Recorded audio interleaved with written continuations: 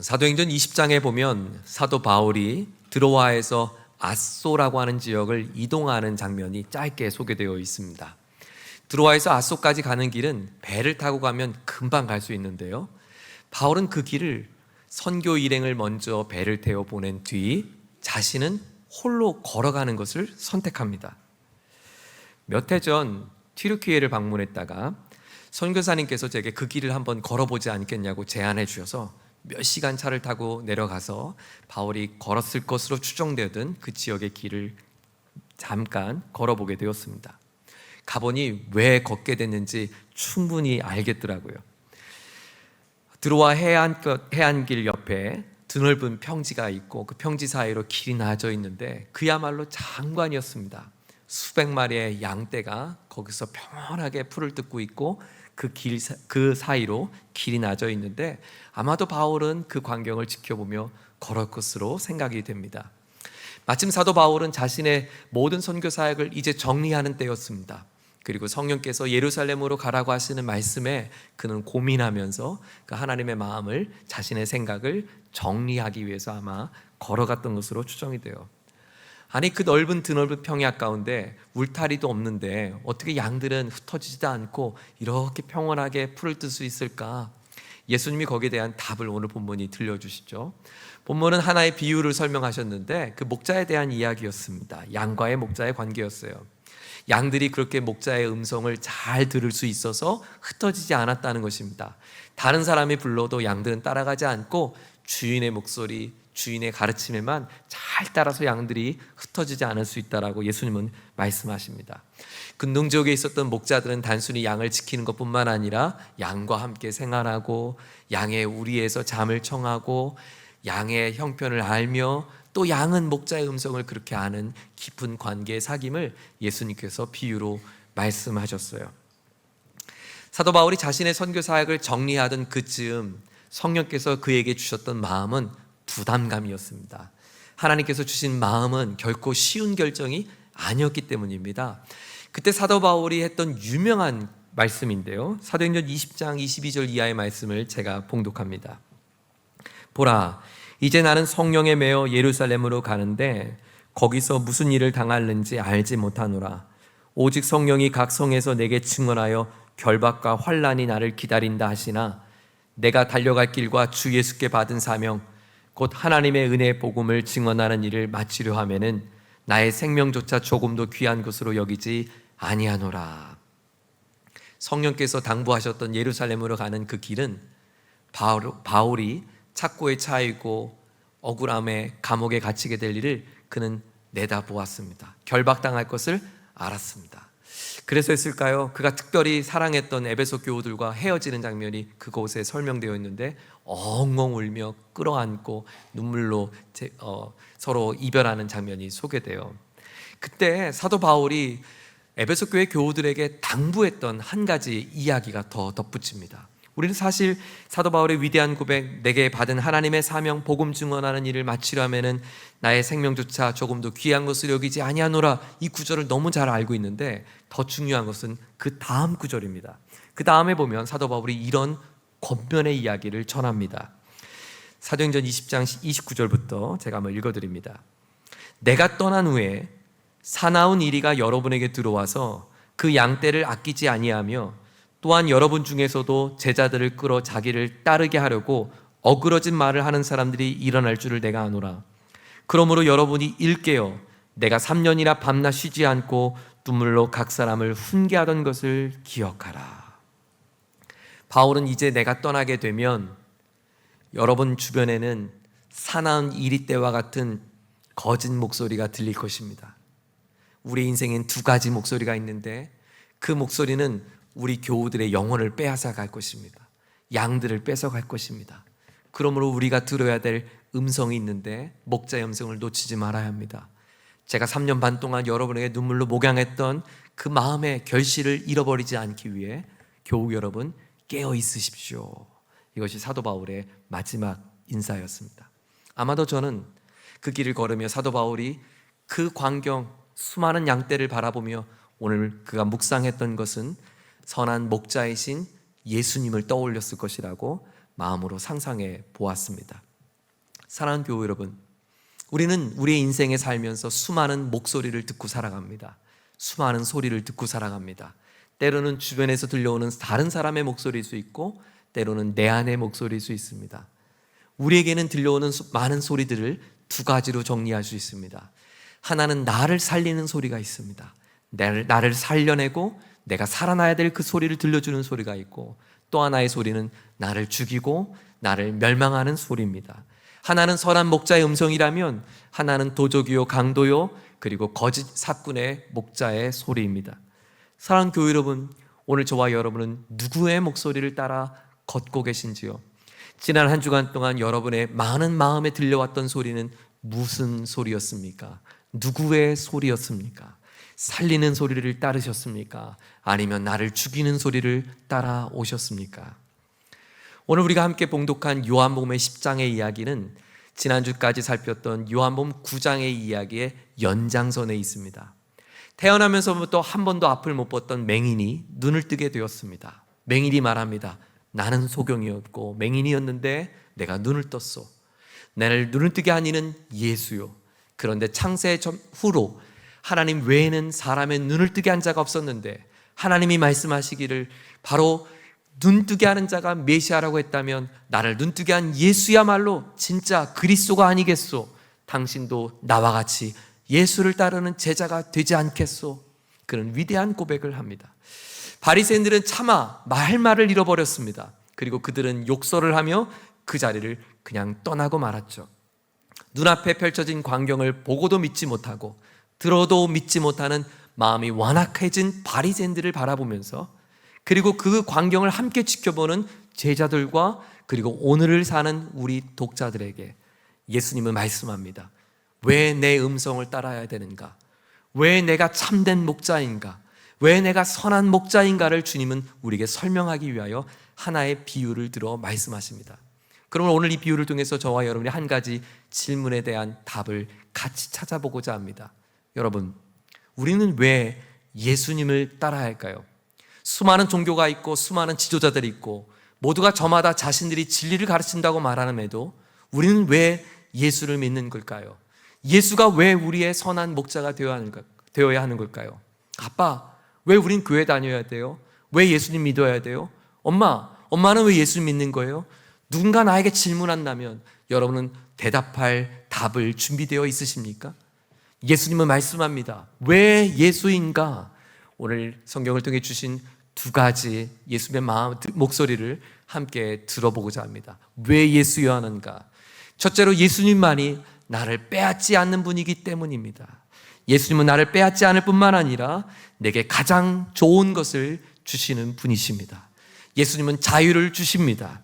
예수님은 나를 풍성하게 하시는 분이십니다. 예수님의 비유를 말씀하신 뒤에 해설을 하셨는데요, 7절과 8절의 말씀을 같이 한번 들어보겠습니다. 예수님께서 자신이 하셨던 비유의 해설입니다. 자, 7절입니다. 시작. 그러므로 예수께서 다시 이르시되 내가 진실로 진실로 너에게 말하노니 나는 양의 문이라. 나보다 먼저 온 자는 다 절도요 강도니 양들이 듣지 아니하였느니라. 예수님은 다른 지도자들, 즉 방금 예수님을 거절했던 종교 지도자들이었던 바리새인들을 향해서 그들은 강도다, 절도다, 도둑이다라고 말합니다. 강한 어조의 표현으로 비판하셨죠. 그리고 나는 다르다라고 말씀하십니다. 그들이 왜 강도인가, 도둑을 이렇게 설명했어요. 10절인데요. 자, 도둑에 대한 설명을 같이 한번 들어보겠습니다. 시작. 도둑이 오는 것은 도둑질하고 죽이고 멸망시키려는 것뿐이요 내가 온 것은 양으로 생명을 얻게 하고 더 풍성히 얻게 하려는 것이라. 강도요, 절도요, 도둑은 이런 특징이 있다라고 말씀해요. 도둑은 첫째로 도둑질을 합니다. 여러분, 도둑은 우리의 소중한 것을 빼앗는 존재입니다. 도둑은 처음부터 우리를 멸망시키지 않습니다. 처음에는 내게 좋은 것 한 가지 뺏어갑니다. 그리고 내게 더 좋은 것을 약속합니다. 선악과 먹어. 그러면 너 하나님처럼 눈이 밝아질 거야. 더 좋은 것을 약속합니다. 그런데 사실은 그 달콤한 선악과를 먹는 것이 아담에게는 전부를 잃어버리고 말게 됐죠. 선악과를 먹고 하나님처럼 눈이 밝아지는 것이 아니라 하나님을 잃어버릴 처지가 됩니다. 이것이 사단의 전략입니다. 내게 좋은 것 줄 것처럼 말하면서 한 가지 뺏어갑니다. 그 한 가지는 결국 내게 전부를 빼앗아가는 첫 단추가 될 것입니다. 도둑은 도둑질할 뿐만 아니라 둘째로 죽이고 그랬어요. 도둑은 빼앗는 것이 목적이 아닙니다. 뺏어서 우리를 서서히 죽어가게 합니다. 갈증이 탈 때, 타는 듯한 목마름이 있을 때 콜라 한 잔 마시면 짜릿한 기분은 누릴 수 있는데 더 타는 듯한 갈증을 느끼곤 하죠. 오늘 도둑이 나에게 주어지는 것은 나에게 그 갈증을 해소할 어떤 목마름을 해결할 그것을 해소해 주는 것처럼 느끼지만 사실은 더 타들어간 나의 상태를 만들게 됩니다. 그래서 우리에게 활력도 잃고 기쁨도 잃고 생명력을 잃게 만드는 것 서서히 말라갑니다. 서서히 죽어갑니다. 그리고 셋째로 도둑은 우리를 궁극적으로 멸망시킵니다. 도둑의 최종 목적지입니다. 나를 깨뜨리는 것입니다. 처음에는 유혹이, 두 번째는 마음의 갈등이 되고 세 번째는 결국 가정의 깨어짐으로 이어지는 것입니다. 처음에는 한 번 경험했던 경험이 두 번째는 끌려가게 되고 세 번째는 그것을 위하여 모든 것을 잃게 만드는 것입니다. 처음에는 한 번 빠지게 하는 것이 두 번째는 서먹해지고 세 번째는 영영 하나님 곁에 나가지 못하게 하는 것입니다. 도둑의 목적은 우리를 서서히 죽어가게 하며 궁극적으로 무너지게 하는 것입니다. 처음에는 서운했던 마음이 두 번째는 분노가 일어나고 세 번째는 완전한 관계의 깨어짐이 나옵니다. 이것이 대인관계를 만드는 사단의 전략입니다. 서서히 처음에는 하나님에 대한 섭섭함이 두 번째는 믿음 없음으로 나타나고 세 번째는 하나님을 등지게 합니다. 그것이 사단이 믿음을 빼앗는 아주 단순한 전략입니다. 우리가 놓치지 말아야 할 것은 도둑의 목소리가 있다는 것입니다. 이런 목소리예요. 너는 더 높이 올라가야 돼. 더 많이 성취해야 돼. 더 성공해야 돼. 그래야 너를 증명해봐. 성공화의 거짓 목소리입니다. 더 많이 소유해야 돼. 빚을 가져라도 네가 소유하고 얻어야 돼. 여러분 정말 그럴까요? 빚을 내서 얻으면요 집안의 물건으로만 가득 차고 결국 더 큰 손실로 자신의 삶에 끝없이 목마름으로 빼앗기게 됩니다. 더 성공하려고요, 더 벌려고요, 시간을 빼앗고요, 관계의 소중함을 빼앗고요, 나의 건강을 빼앗고요, 여유를 빼앗고요. 그래서 결국은 사람들과의 관계도 하나님과의 신앙의 관계도 모든 것을 잃게 만드는 것이 바로 도둑의 전략입니다. 주는 것 같지만 도둑은 결국 다 빼앗습니다. 하지만 예수님은 다르다라고 말씀합니다. 10절 하반절에 보십시오. 내가 온 것은 양으로 무엇을 얻게 하고요? 생명의 동그라미를 치시고요. 그리고 더 풍성히 얻게 하는 것이라. 풍성함에도 동그라미를 쳐보세요. 예수님의 목적은 반대입니다. 예수님은 빼앗는 것이 아니라 얻게 하고 풍성히 얻게 하는 것입니다. 무엇을 얻게 하는가? 생명력. 무엇을 얻게 하는가? 활력. 무엇을 얻게 하는가? 살아있는 것, 살려내는 것, 살아있는 생각과 삶으로 주님은 우리에게 주기를 원하신다는 거예요. 그 풍성한 생명을 이렇게 설명합니다. 9절을 한번 보겠습니다. 자, 9절. 풍성한 생명을 뭔가? 9절 시작. 내가 문이니 누구든지 나로 말미암아 들어가면 구원을 받고 또는 들어가며 나오며 꼴을 얻으리라. 자, 구원의 동그라미, 꼴의 동그라미. 예수님이 약속하신 생명은 구원이라는 단어를 썼습니다. 그 구원을 목자와 양의 비유로 설명했기에 양이 먹고 있는 풀, 그 꼴이라고 설명을 해요. 자, 오늘 본문의 이야기가 요한복음 9장의 연장선에 있다고 말씀드렸죠. 요한복음 9장에서 맹인이 예수님을 만나 경험했던 구원은 어떤 구원이었습니까? 맹인이 만났던 구원, 예수님을 만나고 난 경험했던 구원은 다름 아닌 자유였습니다. 너는 소경이 된 건, 맹인이 된 건 너의 죄 때문이야. 아니면 부모의 죄 때문일걸. 그래서 너는 하나님 앞에 버림받은 인생이야. 자신은 늘 죄책감에 살았습니다. 그에게는 버림받은 인생이었습니다. 부모도 책임져 주지 못했습니다. 사람들이 그에게 동전 몇 개를 던져줄지 모르지만 사실은 뒤에서 더 험한 말로 그의 마음을 상처를 입혔습니다. 그는 자신의 상처를 고스란히 받았습니다. 모두가 눈을 뜨고 나는 눈을 감았으니 늘 자신은 다른 사람과 비교 대상이었습니다. 나는 다른 사람들에게 잘 보여야 합니다. 그래야 거린이 한 푼이라도 더 버니까요. 늘 자신이 부끄럽고 수치스러웠고, 그리고 다른 사람의 눈치를 보며 다른 사람에게 잘 보여야 되는 그의 인생에 자유를 주었습니다. 너 그렇게 안 살아도 돼. 네가 눈이 감긴 건 하나님의 특별한 계획이 있는 거야. 너는 죄로부터, 죄책감으로부터 자유해도 돼.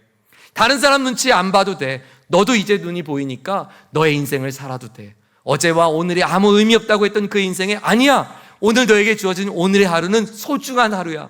하나님께서 이 하루에 너의 삶에 어떤 계획이 있을지 기대해봐. 기대감이 품어지는 자유였습니다. 비교되지 않아도 되는 자유였습니다. 다른 사람들에게 눈치 보지 않아도 됩니다. 내가 다른 사람을 눈치 보며 한 푼 버는 인생이 아니라 오늘 하루를 수고하며 땀 흘려 애써 나도 당당히 하루를 살아갈 수 있는 능력의 삶으로 계획하는 자유가 주어졌습니다. 부모 앞에서도 당당하게 되었고, 마을 사람 앞에서도 당당했고, 그는 심지어 바리새인들 앞에서도 당당할 수 있는 그의 신앙의 자유함이 주어졌습니다. 눈치 보지 않고 내가 하나님의 존귀한 자녀됨이라고 하는 마음의 확신의 자유함이 주어졌습니다. 그렇습니다. 맹인이 경험한 구원은 단순히 눈뜸이 아니라 그에게는 자유가 주어진 것입니다. 죄책감으로부터의 자유, 죄의 형벌로부터의 자유, 거짓 목소리로부터의 자유입니다. 하나님이 주신 나를 향한 소중하다고 말씀하시는 그 사랑의 음성에 기쁨으로 반응할 수 있는 자유입니다. 오늘 본문은 들어가며 나오며 꼴을 넣는다고 그랬죠. 여러분, 양은 눈치 보지 않습니다. 왜요? 내 목자니까요. 그래서 그가 자유롭게 드나드는 거예요. 눈치 보지 않고 마음껏 꼴을 먹을 수 있는 그 상태를 예수님은 묘사하셨습니다. 즉, 예수님이 우리에게 주시는 생명은 뭔가? 자유입니다. 더 이상 마귀에게 눈치 보지 않고 사람들과 견주어 살지 않고 사람들이 사는 식으로 살지 않아도 되고 내가 다른 사람에게 증명해 보여야 될 그런 인생을 살지 않고 나는 나대로 사는 거예요. 나는 나의 아름다움대로 사는 거예요. 나는 나의 존귀함대로 사는 거예요. 내가 오늘 사는 것이 불편하지 않으면 더 넓은 집을 평수로 넓혀가야 되는 의무가 없어요. 오늘 내게는 한 평 넓은 집으로 사는 것보다 더 중요한 건 내게 주어진 가족과 화목하게 지내는 거예요. 오늘 나는 더 좋은 음식을 먹으며 인스타그램에 올릴 필요가 없어요. 나는 오늘 우리 가족들과 김치찌개를 먹어도 행복하게 먹으면 더 자유로운 거예요. 사람들의 시선으로부터 자유롭고 오늘 세상의 가치관으로부터 자유롭고 이 세상 사람들이 만들어내는 질서 앞에서도 우리는 그것이 정의가 아니라 하나님이 세우신 질서 속에 살아가는 자유. 가령 이런 거죠. 남자는 남자, 여자는 여자, 남자와 여자가 함께 한 몸을 이루어 아름다운 가정을 세워가는 창조의 질서가 우리가 자랑스럽다고 여기는 자유. 하나님의 말씀의 진리 앞에, 공의 앞에 우리의 마음이 정직해질 수 있는 자유. 불의 앞에 자유할 수 있는 자유. 타협하지 않아도 되는 인생을 살아야 되는 자유. 자유예요. 지난주 갑작스럽게 오사단에 있는 군부대 신병교육대를 수료하는 수료생들에게 세례식을 하는 일에 제가 참여하게 되었습니다. 시작은 이랬습니다. 얼마 전 한 교우 아들이 군입대를 했습니다. 그래서 목사님, 아들 군입대를 위해서 기도해 주세요. 그래서 그 아들을 놓고 기도를 해주고 예배 후에 기도를 해줬는데 그날부터 제 마음속에는 우리 아들들이 가서 신앙생활을 잘해야 될 텐데 믿음생활 정말 잘하고 있을까? 그런 부담감이 생긴 거예요. 우리 교회, 대학을 졸업하고 우리 대학원을 졸업하신 한 목사님이 작년에 교회를 개척하셨는데 그 목사님의 전직 직업은 논산훈련소 소장입니다. 투스타세요. 투스타로 전역하신 그분이 하나님의 부르심 받아서 신학을 공부하고 작년에 교회를 개척했습니다. 초대교회를 개척하고 함께 군생활했던 전우들과 함께 교회를 개척한 거예요. 그러니까 교인들 중에는요, 뭐 탱크 부대 대대장도 있고 파일럿도 있고 무슨 사령관도 있고. 그런데 일단 담임 목사님이 투스타니까 서열이 잘 정리가 됐어요. 그냥 알아서 제가 계급대로 장로 집사님이 된 것 같더라고요. 여하튼 알아서 잘 정리가 됐어요. 근데 그 교회의 존재 목적은 군선교를 위한 것이에요. 투스타셨으니까, 훈련소 소장이셨으니까 신병교육대에 대한 마음이 얼마나 애틋하겠어요. 그래서 우리 교회가 개척되고 나서 군선교를 하는 교회가 된다. 그리고 오사단과 연결돼서 세례식을 하게 된 거예요. 그 제가 그 얘기를 제 기도 제목을 나누다가 목사님 잘 됐다고 우리 교회가 함께 섬기게 됐는데 목사님 와서 동역하고 목사님들 군선교의 꿈을 가졌으면 좋겠다. 그래서 제가 감사합니다 하고 장로님 모시고 가서 세례식에 참여했습니다. 깜짝 놀랐어요. 오사단 안에만 한 달에 2번씩 계속 훈련병들이 오잖아요. 그래서 한 달에 2번 세례가 지어지는데 한 번 세례할 때마다 150명씩 세례를 받는 거예요. 그럼 한 달에 300명이 세례를 받아요. 우리 교회는 한 명 세례 주기가 그렇게 어려운데, 야, 군대 가서 복음을 전하겠다. 딴 거 필요 없어요. 우리 설이 데리고 하면 다 복음화가 될 것 같아. 노래 한 곡 하면 뭐 장병들 박수 치고. 그래서 그 마음을 하나님이 주셨어요. 근데 목사님이 그러더라고요. 여러분, 투스타입니다. 군대 다녀오신 분들은 형제들 중에서 별이 단다는 건 아주 어려운 일이라는 건 알고 계시죠? 자신들의 동기들은 다 전역하고 골프 치고 해외여행 다니고 그러는데 자신은 골프채가 아닌 성경을 들고 복음을 전하러 가는 거예요. 비교 불가, 자유의 비교 불가, 가치의 비교 불가. 내가 교회를 세워서 함께 교우들과 함께 군선교를 위해 마음을 품을 때 하나님께서 그 한 사람의 인생에 주신 자유의 꿈이 영혼을 살리는 놀라운 일들을 저는 보고 있었습니다. 사랑하는 교회 여러분, 예수님이 우리에게 주는 목소리를 들을 때 우리는 세상과 비교할 수 없는 비교 불가의 자유를 얻게 됩니다. 다른 사람들과 함께 여행하며 풍요로운 삶을 살아가는 것, 그것도 좋고 그것도 아름다운 삶, 그것도 가치 있어요. 그것도 귀한 삶이에요. 그러나 비교될 수 없는 아름다운 숭고한 가치 앞에 그의 삶을 드릴 수 있는 것은 그가 일평생 세상이 주는 소리가 아닌 선한 목자이신 예수의 소리를 쫓고 있기 때문입니다. 오늘 귀한 믿음의 권속들, 세상이 들려주는 가치의 소리가 아닌 주님의 목소리를 따를 수 있는 은혜가 있기를 축원합니다. 왜 예수의 목소리를 따라야 하는가? 왜 예수였는가? 세상 모든 사람들은 모든 것은 다 나를 빼앗지만 오직 예수님만이 나를 풍성하게 하신다. 예수님만이 내게 자유를 주시기 때문입니다. 이 세상이 줄 수 없는 참된 인생의 자유, 그 행복의 자유, 그 누림의 자유, 예수께서 주시는 그 자유를 누리고 그 예수님을 증거하는 저와 여러분 되기를 주의 이름으로 축원합니다. 둘째로, 우리는 왜 예수여야 할까요? 우리는 왜 예수의 목소리를 들어야 할까요? 예수만이 나를 위하여 목숨을 내어주셨기 때문입니다. 자, 본문 11절에 예수님은 또 이렇게 설명하십니다. 같이 읽습니다. 나는 선한 목자라. 선한 목자는 양들을 위하여 목숨을 버리거니와. 나는 목자인데 어떤 목자인가? 선한 목자다. 칼로스라고 하는 헬라어를 썼어요. 이 선하다라고 하는 것은 좋다, 어떤 단순히 좋다, 선하다 그 의미만은 아닙니다. 여기서 선하다는 것은 아름답다, 완전하다, 고귀하다, 이상적이다라는 뜻을 갖고 있어요. 예수님이 우리의 완전한 목자라는 것이에요. 예수님이 우리의 이상적인 목자라는 거예요. 완벽한 목자라는 것입니다. 이유가 무엇인가? 예수님은 나를 위해 목숨을 바치시기 때문입니다. 삭구는 그렇지 않아요. 12절을 보세요. 같이 있습니다. 삭구는 목자가 아니요 양도 제 양이 아니라 이리가 오는 것을 보면 양을 버리고 달아나나니 이리가 양을 물어가고 또 해치느니라. 달아나는 것은 그가 삭구님 까닭에 양을 돌보지 아니함이나. 삭구는 말 그대로 삭슬 받는 일꾼입니다. 삭군에게 목적은 삭시입니다.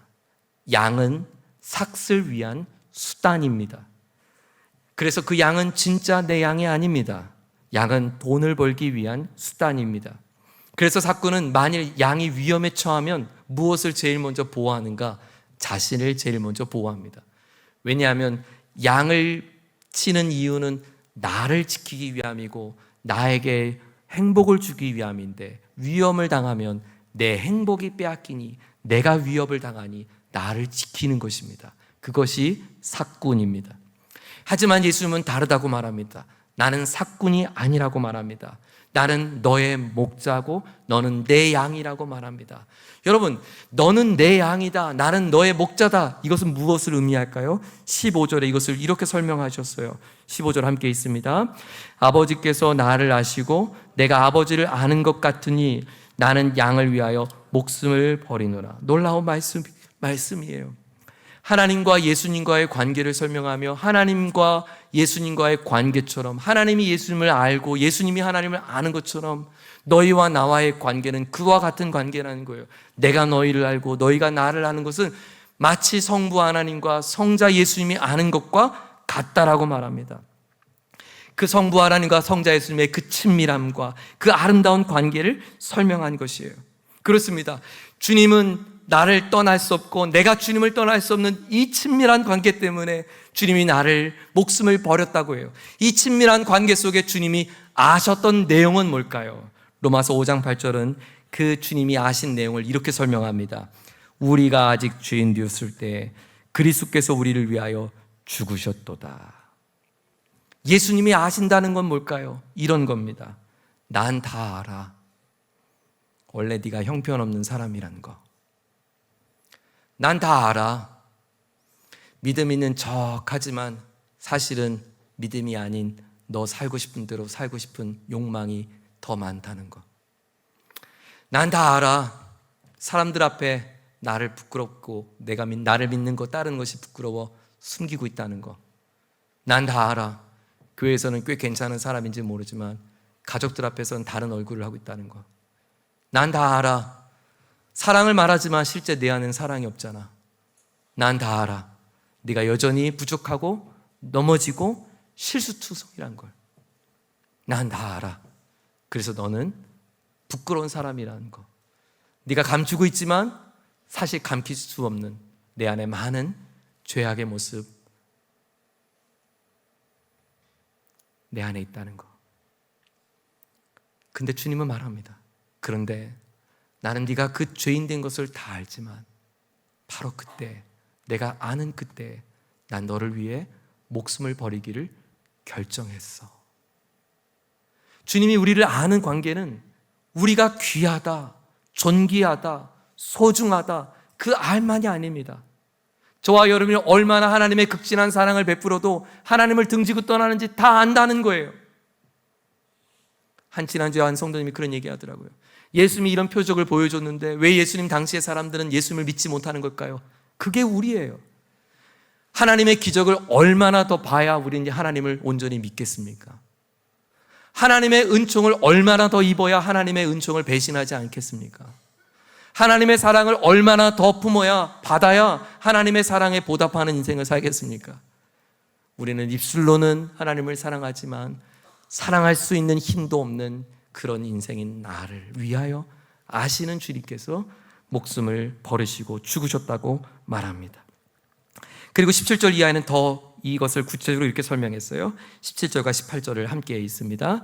내가 내 목숨을 버리는 것은 그것을 내가 다시 얻기 위함이니 이로 말미암아 아버지께서 나를 사랑하시느니라. 이를 내게서 빼앗는 자가 있는 것이 아니라 내가 어떻게 해요? 스스로 버리노라. 17절에 내가 목숨을 버리는 것은 18절에 스스로 버리노라 반복하고 있죠. 밑줄 보세요. 예수님이 죽임을 당한 것은 자연스러운 상황이 아니라 자발적인 선택이었다는 것입니다. 여러분, 예수님이 누구십니까? 하나님의 아들이신 예수님이 왜 죽으셔야 합니까? 예수님이 왜 나를 위해 고통당하셔야 합니까? 왜 예수님이 나를 위하여 부끄러움을 당하시고 수치를 입으셔야 합니까?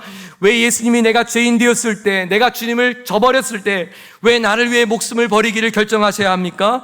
그것이 주님이 스스로 나를 위하여 목숨을 버리기를 선택한 사랑의 이야기라는 거예요. 사랑. 그것이 주님이 나에게 목숨을 내어주시는 사랑이에요. 여러분, 세상 누구도 우리에게 그 사랑을 주는 사람이 없습니다. 심지어 부모도 자녀에게 그 사랑을 다 주지 못합니다. 부모는 자녀에게 전부를 줄 것 같지만 사실은 전부를 주지 못합니다. 여러분, 가족들도요, 형제 받아야 될 유산 때문에 서로 갈등을 잇는 이유는 내가 받아야 된다는 거예요. 내가 더 소중하다는 거예요. 내 인생이 귀하다는 거예요. 그래서 나는 내가 더 많이 누려야 된다는 거예요.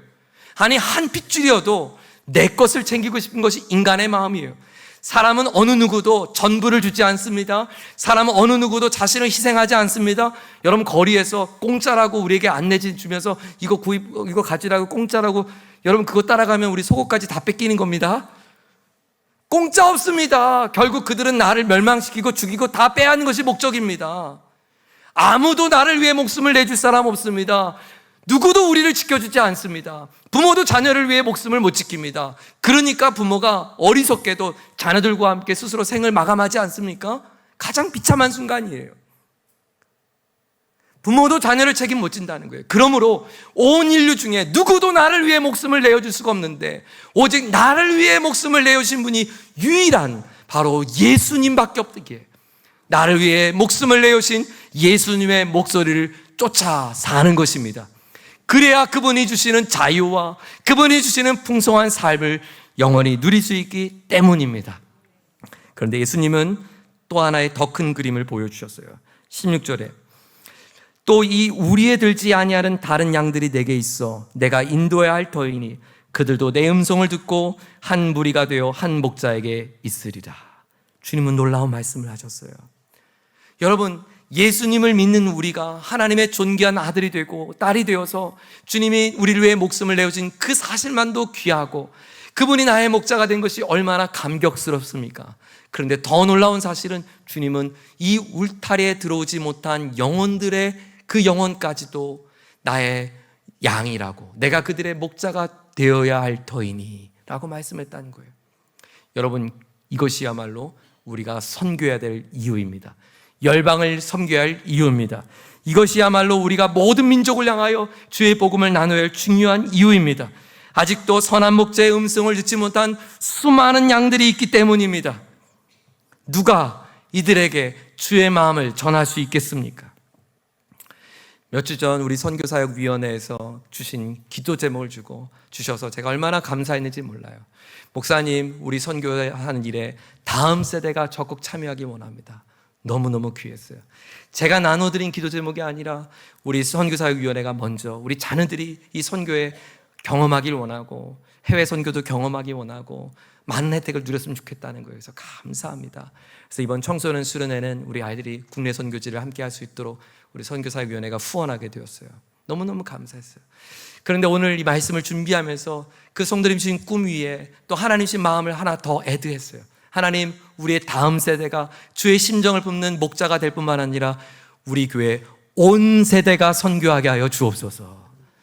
자녀들은 자신의 열정을 다해 헌신하고 부모들은 부모의 숙련됨과 성숙함으로 헌신하고 우리 장년 세대는, 어르신 세대는, 시녀 세대는 그의 황혼의 아름다움으로, 그의 성숙함으로, 그의 무르익음으로, 그의 지혜로움으로 선교사역을 감당하고, 제가 지난주 어제 다녀왔던 군선교 세례식에서 제가 얼마나 부러웠나 몰라요.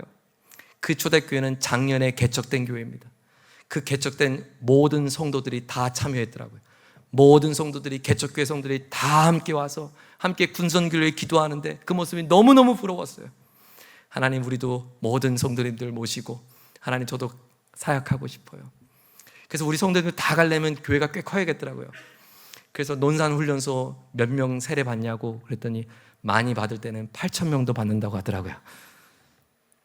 그보다 좀 작은 데로 보내주시면 하나님 좋겠습니다 생각이 되었습니다. 사랑하는 교회 여러분, 예수님의 마음을 품은 교회가 되기를 원합니다. 우리가 목자이신 예수님의 목소리를 잘 따를 때 이 땅에 잃어버린 영혼들을 살려내는 일에 우리 교회가 귀하고 값지게 쓰임받게 될 줄 믿습니다. 이번 여름에 말씀으로 훈련받는 자녀들이 선교의 꿈을 갖고, 청년들이 하나님의 환상을 바라보며, 또 아비들이 이 선교의 꿈을 꾸는 일에 온 교회가 하나님 주신 풍성한 은혜로 충만하게 될 것을 믿습니다. 우리가 한 주간 동안 살아갈 동안 수많은 목소리가 들려올 것입니다. 수많은 소리가 들려올 것입니다. 여러분, 지혜로움으로 분별하셔야 합니다. 그 소리 중에 나를 살리는 소리가 무엇인가, 나를 죽이는 소리가 무엇인가. 나를 살리는 선한 목자이신 주님은 우리에게 다음과 같이 음성을 들려주십니다. 마태복음 11장 28절, 수고하고 무거운 짐진 자들아 다 내게로 오라, 내가 너를 쉬게 하리라. 아멘. 자유롭게 꼴을 먹이시는 목자이신 예수님께서 오늘 저와 여러분의 삶의 진정한 안식처가 되어 주십니다. 주님과 함께 매일매일 그 안식을 누리며 주께서 우리에게 보내주신 실로암가를 향하여 믿음으로 걸어가 목자이신 주님과 함께 승리하는 저와 여러분 되기를 예수님의 이름으로 축원드립니다. 같이 기도하겠습니다. 이 시간에 한번 마음의 손을 얹어보기 원해요. 그리고 한번 하나님 앞에 이런 기도를 올려드리기 원합니다. 하나님, 우리에게 선한 목자이신 예수님을 보내주셔서 감사합니다. 수많은 목소리가 들려올 때 예수님의 목소리에 귀를 기울이겠습니다. 나를 살리는 소리, 살아나서 하나님의 뜻을 이루어가기를 원하시는 그 소리, 하나님 그 소리를 신실하게 따라가 목자이신 주님과 함께 한 주간 승리하게 도와주시옵소서. 우리 한번 자신을 축복하며 기도하기 원하고요. 또 옆에 혹시 가족들이 있다면 그 가족의 손을 잡고 기도해 주시고, 우리 함께 선한 목자이신 주님께서 그 손을 붙들어 달라고 우리 다 함께 하는 성으로 기도하겠습니다. 함께 기도합니다. 하나님 아버지 감사합니다. 우리에게 선한 목자이신 예수님을 보내주셔서 감사합니다. 이번 한 주간 하나님 수많은 목소리 가운데 주님이 내게 들려주신 그 목소리에 귀를 기울이고 겸손함과 진실함으로 하나님 이 세상에 헛된 것 구하지 않고 하나님의 그 음성을 쫓아 아름다운 삶으로 나의 삶의 발걸음이 내디려갈 수 있도록 주님 우리를 인도하시고 붙들어 주시옵소서. 하나님 아버지, 나의 목자이신 주님이 내 편이고 내 손을 잡아주고 있다는 것이 얼마나 큰 은혜인지 모릅니다. 저버리지 않으시고 나를 위해 모든 전부를 내어주신 주님 앞에 오늘도 믿음으로 바라보며 믿음으로 쫓아가기를 원하오니 주여 우리와 함께하여 주시고 사랑하는 권속들의 인생과 삶의 자리에 풍성한 꼴로 응답하여시고 채워주시옵소서.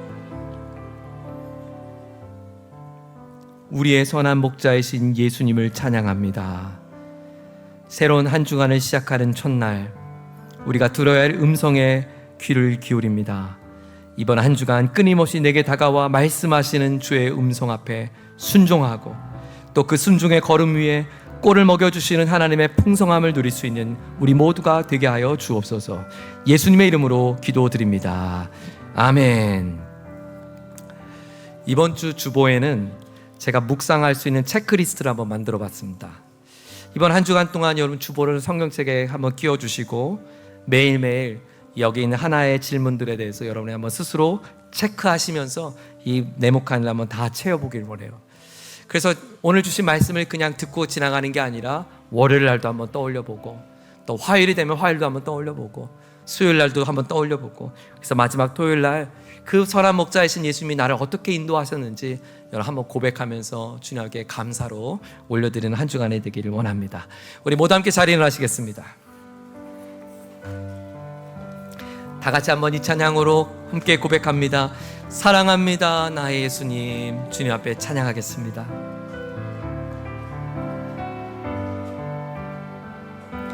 사랑합니다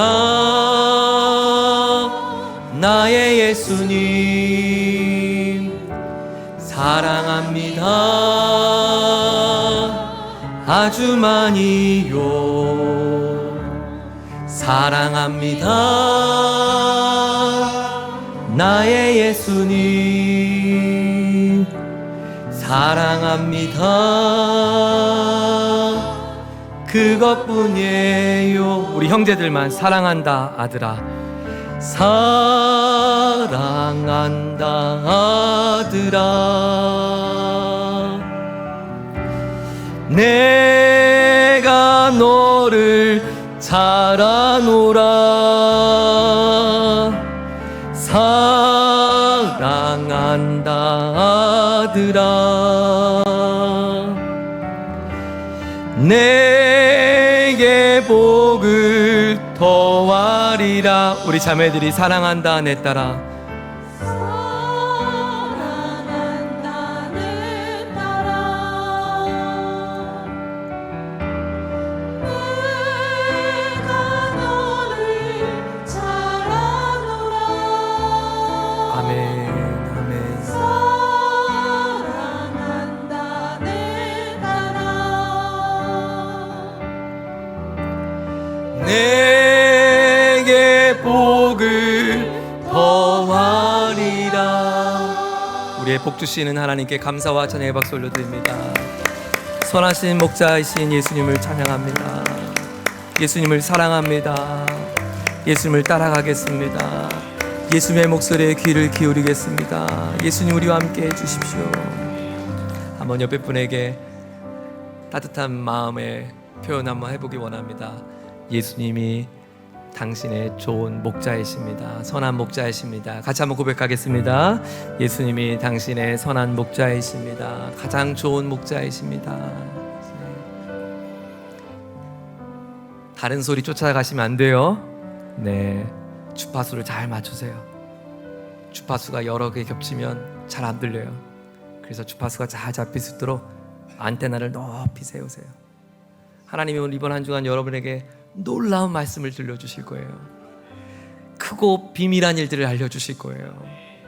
가족들을 바라보면서도 안테나를 잘 세우고 내 딸에게 하나님 뭐라고 말씀하실지, 남편에게 뭐라고 말씀하실지, 아내에게 뭐라고 말씀하실지 잘 들어보세요. 그리고 그것이 들리거든 선포하세요. 넌 잘 될 것이라고, 넌 귀한 인생이 될 것이라고, 너의 삶은 하나님의 뜻이 놀랍게 이루어질 것이라고, 하나님의 놀라운 음성으로 승리하기를 축원드립니다. 주 예수 그리스도의 크신 은혜와 하나님 아버지의 무한하신 사랑하심과 성령 하나님의 내주 교통하신 은혜가, 사랑합니다 나의 선한 목자 예수님, 이 한 주간 그 고백과 찬양으로 우리 목자이신 주님의 목소리에 귀를 쫑긋 세우고 믿음의 여정, 주께서 보내신 실로암가로 향하여 달려가는 우리 모두에게 이제로부터 영원토록 함께하여 주옵시기를 존귀하신 예수님의 이름으로 간절히 축원하옵나이다. 아멘.